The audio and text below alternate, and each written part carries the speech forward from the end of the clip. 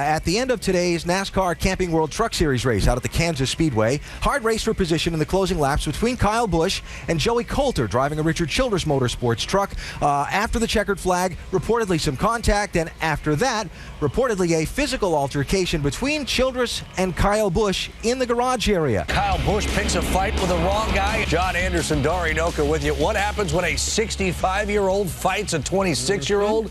Yeah, you might be surprised. Kyle Busch, Richard Childress Racing driver Joey Coulter battling for fifth on the last lap, and Coulter got the better of him. Busch didn't like how it all went down, so he gave him a little love tap on the cool-down lap, and that got old Richard Childress heated up. 30 minutes after the race, 65-year-old Childress confronting and getting into a physical dust-up with the 26-year-old Busch. For exactly what went down and how, now we have with us Marty Smith from the track. And Marty, in the absence of Larry Merchant, we turn to you. What can you tell us?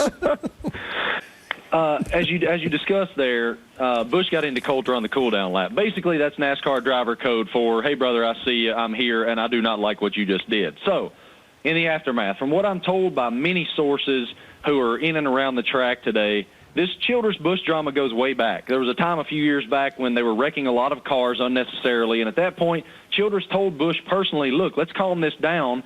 If we continue tearing up these cars, I'm going to take care of it myself. And it seems he lived up to his word today. And from what sources tell me after the race, he took off his wristwatch, walked up to Busch, got him in the headlock, and went to beating on him. Just went to beating on his head. And from there are all manner of crazy rumors about Busch's reaction. I won't get into that because I haven't confirmed any of them. But I did try to talk to both sides today. Neither side had comment. I spoke with NASCAR as well, and they are looking into the matter, but they have no further comment from there at this time. Here's the bottom line on this, John. This is just old school. This is Richard Childress protecting his territory. It happens all the time. After the Darlington race a couple of weeks ago, Kevin Harvick went after Kyle Busch, and that put them both on probation for a month. I don't think, in speaking with NASCAR, that this will affect Busch's probation. I think at this point it's about Richard Childress. The bottom line on Busch versus Childress, again, this goes way back, and there is absolutely no question. There is no love lost between Kevin Harvick, who drives the number 29 car, and Kyle Busch, who drives the number 18. They flat don't like each other, and they both say it publicly all the time. They have no problem saying that. So there's already that schism. There's already that situation between those two bubbling and boiling and whatnot, and they're going to race one another hard but clean. But and NASCAR, as a result of Darlington, is watching them very closely just in case they do get together in the future. But this particular situation that happened today is completely separate. This is Kyle Busch racing hard with a kid who's trying to make it, and he gives him this love tap to let him know, look, I don't like what you just did to me. And it's a team owner who owns this equipment. Richard Childress owns Joey Coulter's truck. He doesn't want someone banging into it unnecessarily where guys have to put in hours to fix it.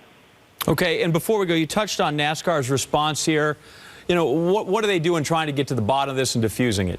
Well, I'm sure they'll meet with both of the individuals. I'm sure that they'll have them both in a meeting together. They'll try to hash it out verbally. And recently those meetings have been interesting, I can tell you that, between other altercations. So they'll try to hash it out verbally together and try to move forward from there. Again, I don't think this is about Kyle Busch. I don't think NASCAR is going to do a thing to Kyle Busch in this instance.